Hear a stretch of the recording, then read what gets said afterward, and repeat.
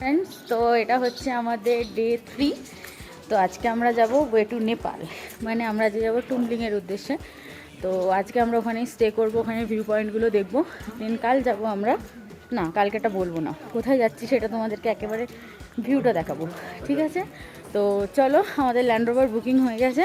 আমরা কিছুক্ষণের মধ্যেই সেখানে ল্যান্ড রোভারে উঠবো, উঠে পুরো সাইট সিনটার মজা নিতে নিতে যাবো অ্যান্ড তোমাদেরকে দেখাতে দেখাতে যাবো। তারা আমার সাথে কানেক্টেড থাকে।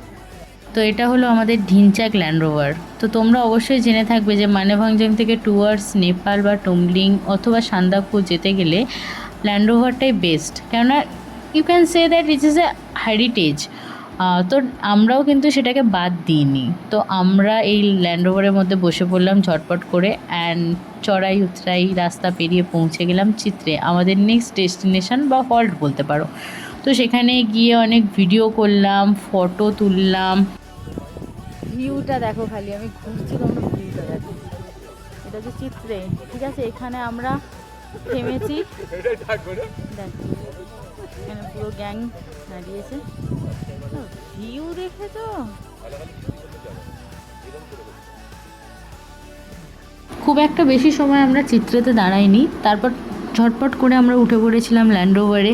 দেন দেখো, এবার যাচ্ছি আমরা মেঘের রাজ্যে। রাস্তাতে শুধু দেখতে থাকো, রাস্তার ধারেতে শুধু সাদা সাদা ফুল আছে। আর একটা কথা বলে রাখি, দেখো তোমরা এই ভিডিওটাতে দেখতে পাচ্ছ যে দুটো গাড়ি একসাথে যেতে পারছে না, মানে রাস্তাটা এতটাই সরু।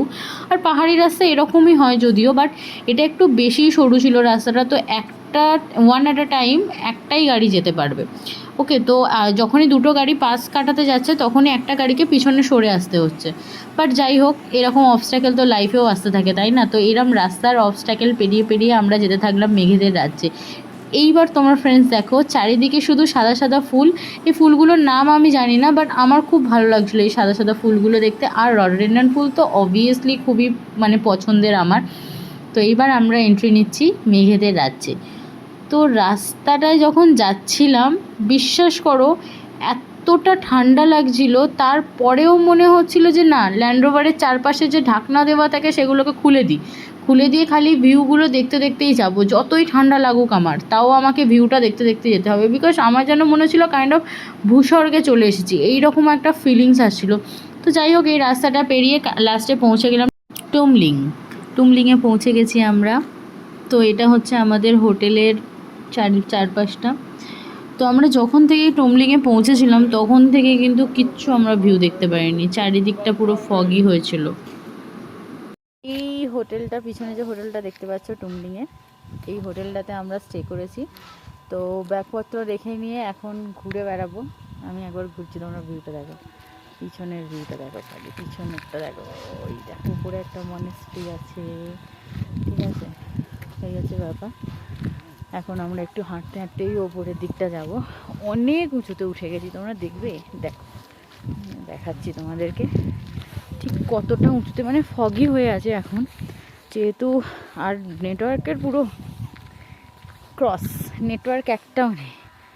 দেখো মেঘগুলো কীরকম ভেসে চলছে, just just just just awesome লাগছে, ঠিক আছে? এটা পুরো নেপালের মধ্যে ভর পড়ছে, ঠিক আছে? এই হচ্ছে মনেস্ট্রিটা, কত সুন্দর লাগছে। কিছুজনের জন্য অপেক্ষা করছি, ওরা আসুক, দেন তারপরে যাব। তো এখানে কালকে ছিল, আজকে সারাটা দিন এই অ্যাটমসফিয়ারটার মজা নেব। এই যে ফগি ব্যাপারটা আমার খুব ভালো লাগছে, পুরো গায়ের ওপর দিয়ে মেঘটা চলে যাচ্ছে। ও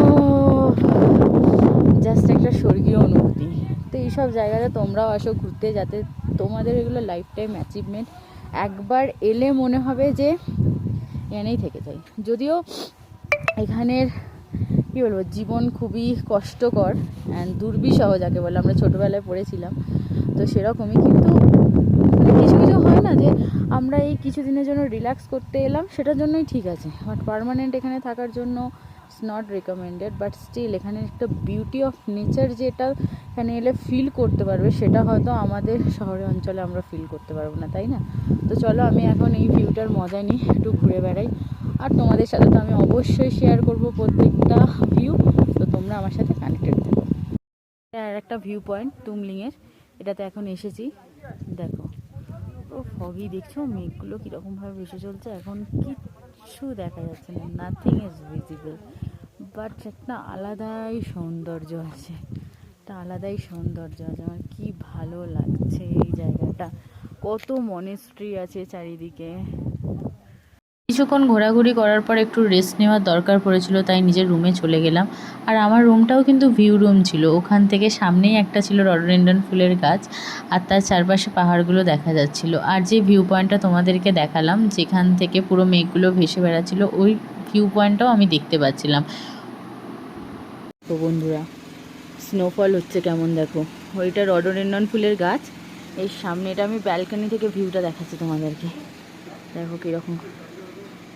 কিছুজন ট্যুরিস্ট এসে সান্দাকফু থেকে, ওরা বললো যে সান্দাকফুতে ইচ অ্যান্ড এভরি ডে বরফের মানে স্নোফল হচ্ছে পুরো, যাকে বলে সবাই এখন জানলা দিয়ে দাঁড়িয়ে দাঁড়িয়ে স্নোফল দেখছে। দেখো তোমাদেরকেও আমি ভিউটা দেখিয়ে দিলাম, হেভি লাগছে, জাস্ট অসম, জাস্ট অসম। স্নোফল হচ্ছে কেমন চারিদিকে, আমার এই দেখো গায়েতে ভর্তি হয়ে যাচ্ছে। ও মাই গড, সত্যি বলতে কি আমি এক্সপেক্ট করতে পারিনি যে আমি টুমলিংয়েতে স্নোফলটা পেয়ে যাবো। আমি এক্সপেক্ট করেছিলাম যে অ্যাটলিস্ট আমাকে সান্দাকফু অবধি ওয়েট করতে হবে স্নোফলের জন্য, বাট ভগবান আমার ওপর আশীর্বাদ করেছে বলতে পারো, তাই আমি টুমলিংয়েই স্নোফলটা পেয়ে গেলাম। আর এটা আমি বারান্দা থেকে উপভোগ করছিলাম এই স্নোফলটা। আর এই সামনে রডোডেনড্রন ফুলের গাছটা হচ্ছে, এটা একটা এক্সট্রা অ্যাডভান্টেজ বলতে পারো। সকালবেলা উঠে পড়েছি কাঞ্চনজঙ্ঘা দেখার উদ্দেশ্যে, চারিদিকে দেখো এমন বরফ পড়ে আছে, আর এখনও অবধি নট ভিজিবল, এখনও অবধি দেখা যাচ্ছে না, বাট আমরা দেখি দেখা যায় কি না। দেখো উপরে মনেস্ট্রিটা কি সুন্দর লাগছে, চারিদিকের ভিউটা দেখো জাস্ট। আমি অলরেডি ক্যামেরাটি রেডি হয়ে আছি, আমার সাথে এই দুটো পাবলিক উঠেছে, এরা দুজন উঠে যায় আর বাকিরা সব ঘুমাচ্ছে। আমরা স্লিপিং বুদ্ধা দেখার উদ্দেশ্যে এখন দাঁড়িয়ে আছি, যে কখন উঠবে, উঠলে তোমাদেরকে দেখাচ্ছি আবার। সকালবেলা যখন চারপাশটা ঘুরে বেড়াচ্ছিলাম, তখন এই গানটার মনে পড়ছিল। ভোরের বাতাসে যত স্নিগ্ধতা আছে, বন্ধক রেখেছিলাম প্রেমের কাছে। ঘুম থেকে ওঠাটা মনে হচ্ছে সার্থক হয়েছে, কিন্তু এখনো মেঘে ঠেকে আছে। দেখো ওই দেখো স্লিপিং বুদ্ধা, ওই দেখো, এই দেখো স্লিপিং বুদ্ধা, দেখতে পাচ্ছ? কিন্তু একটা জিনিস লক্ষ্য করো, এখনো মাথার উপরে, একদম ওই উপরে হাইয়েস্ট পিকটার কিন্তু ওই মেঘটা এখনো ঢেকে আছে। তো আমরা ওয়েট করছি যে ওই মেঘটা সরে গেলে দেন ফটোটা তুলবো। দেখছো, মেঘটা সরে যাক, দেন স্লিপিং বুদ্ধা দেখা দেবে। আমরা এখন এখানে সবাই দেখো ওয়েট করছে, সবাই ওয়েট করছে দেখার জন্য। তো শেষ পর্যন্ত সেদিন কাঞ্চনজঙ্ঘার পুরো মুখটা আমরা দেখতে পাইনি, স্লিপিং বুদ্ধাকে পুরোপুরি দেখতে পারিনি, বাট নিরাশ হওয়ার কিছু নেই। ইনফ্যাক্ট আমিও নিরাশ হইনি, আমি ট্রিপটাতে কিন্তু নিরাশ হয়ে ফিরিনি, সেটা তোমরা দেখতে পাবে, অবশ্যই তোমাদেরকে দেখাবো, কিন্তু সেটা নেক্সট ব্লগে। কেন আমি বললাম যে আমি নিরাশ হয়ে ফিরিনি, সেটা তোমরা অবশ্যই দেখতে পাবে। চলো তাহলে দেখা হচ্ছে নেক্সট ব্লগে, stay tuned with me. And যদি ভিডিওটা ভালো লাগে তাহলে অবশ্যই কমেন্ট করে জানিও, অ্যান্ড বন্ধুদের সাথে, ফ্যামিলির সাথে শেয়ার করতে ভুলো না কিন্তু। চলো দেখা হবে বন্ধু, টাটা, বাই বাই।